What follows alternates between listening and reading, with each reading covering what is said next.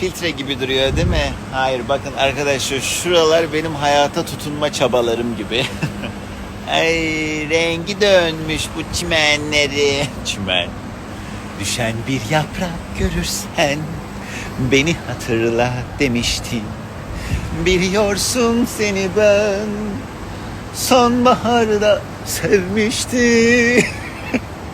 Biraz yollarda sefil olunan bir sabah. Hani böyle birkaç sene önce çok ciddi bir kar yağışı yağdığında İstanbul kilit vaziyetteydi ya. Yani öyle bir tablo var şu anda.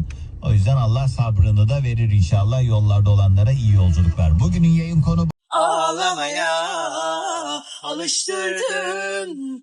Ölüm bize masal gelir. Biliyorum kolay değil. Hayat buysa gerçekledir. Ağlamaya alıştırdın. ölüm bize masal gelir.